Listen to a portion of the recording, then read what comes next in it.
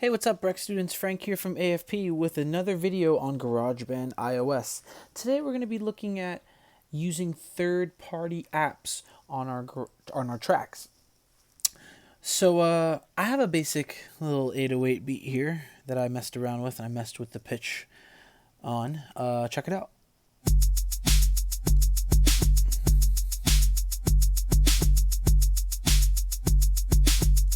Pretty deep and subby. I really like that. I went through all the sounds on GarageBand for iOS, and I didn't really find any sounds that I thought were, gonna do this song justice. So I was like, how could I possibly get more sounds onto my mixes or my tracks? Sorry. So what we're gonna do is you're going to, first of all, cool app that I suggest using is the Model D by Moog. Yes, I said it, the Model D. The Model D is a super famous synthesizer used by bands like Parliament Funkadelic and people like Dr. Dre on famous hits. Super awesome synthesizer, and the company Moog, they're the people who manufacture the Model D, have been so kind to create a free app that we can download and use in our tracks and use in GarageBand and use on our iOS products. You can download it on iPads, I believe, and iPhones, so it's pretty cool. I'm not sure if it's compatible with Android, but I definitely know that it's iOS compatible, so that's awesome. So what we're going to do is we are going to press the plus sign at the bottom left hand side of our screen, and we are going to scroll. If you're not already on it, we're going to scroll to our options. We're going to scroll through our options menu to external. We're going to select inner app audio. If you haven't already, go to the App Store and download the Model D by Moog. So I'm going to select Model D. Now, I guess I should warn you, it is a pretty loud app. Like, the keyboard itself is really loud. So yeah, it comes with a bunch of amazing settings. It also comes with like delay functions, flanger functions. It's pretty cool. You got an effects, you got a play, you can purchase extra sounds. Your effects, let's check that out. You got a bender.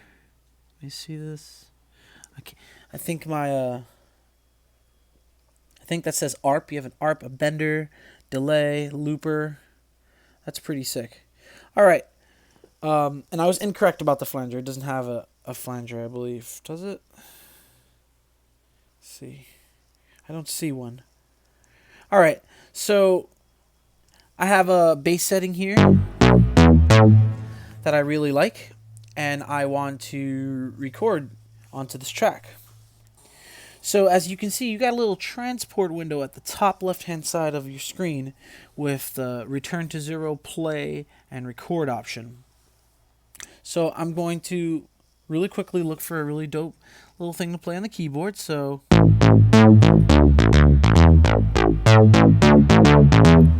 something like that's pretty simple.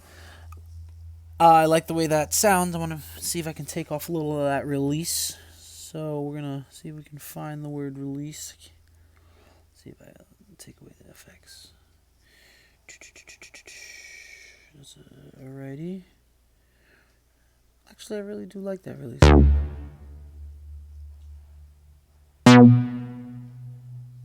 Yeah, I like that. What happens if I raise the attack time?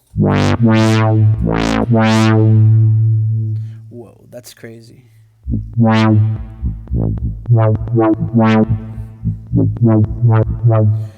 gonna bring it back down a little bit.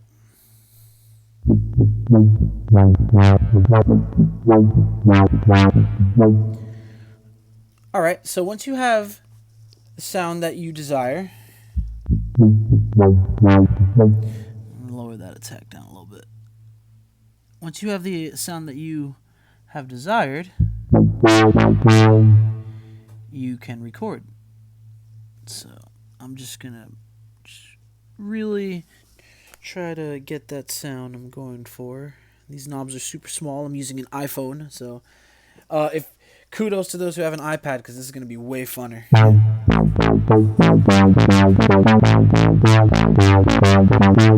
Awesome. All right, so I'm gonna make sure I'm at 0, and I'm going to record.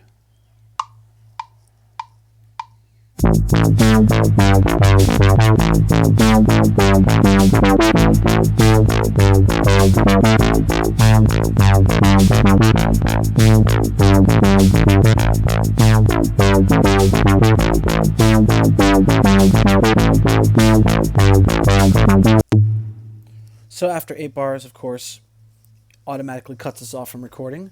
We're gonna click the little GarageBand symbol, and it takes us back to our GarageBand app. So we were playing that keyboard technically in a whole nother app outside of GarageBand, and we're using it, and it's through the iPhone. It's channeled into our GarageBand. So it's a pretty cool feature to have if you are bored and tired of using stock sounds on the GarageBand. But I know that you can purchase more drums and instrument sounds from the App Store, so that's an even cooler feature to know about. All right, so and that's cool. You can see here at the bottom left-hand side of your screen, you can see 1 and 2 channels selected. I didn't even know that the iPhone can do that, so that's pretty sick. All right, so we're going to go to our mix window, see if we recorded it. Awesome. And it recorded as an audio file. That's insane. Let's hear it back. Ooh, it's too loud. All right, so what I'm going to do is I'm going to go to track settings. And I'm going to lower it a little bit. I'm going to go to lower the track volume. Let's hear how that sounds now.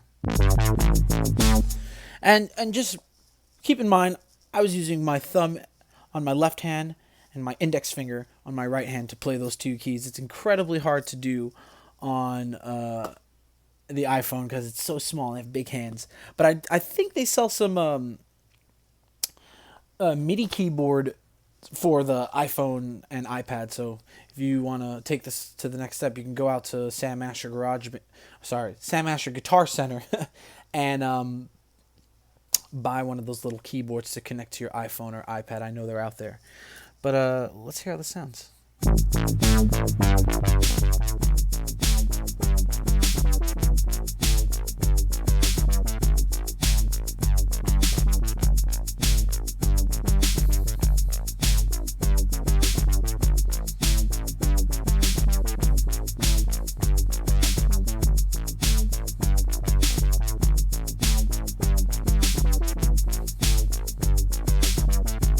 I was really expecting that to be like put into MIDI like sequence, but that's crazy that you're playing an actual like synthesizer. It's like the world's first real. Moog quoted it as the world's first real synthesizer, and it's nothing shy of that because look at that. Those are real audio waves.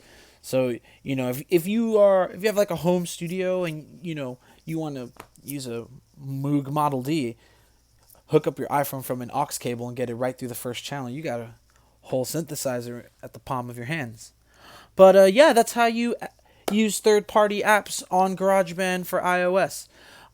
There are more apps out there that you can use. I know there's drum machines, there's vocal processors, there's even effects that you can use, like extra plugins that you can put on your tracks for people who are just recording audio and want like better vocal preamps. I believe that there are developers out there who are starting to make preamps and compressors and reverb units for iOS and for GarageBand for iOS. So I think that's incredible. It's all at the palm of our hands now.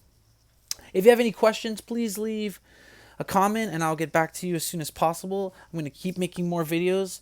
I think our next video is going to be on making song sections like A, B, and C, having a little variety in our compositions, in our projects. So I'm really excited to show you how to do that. And yeah, hope to see you guys soon. Thank you for watching. Bye.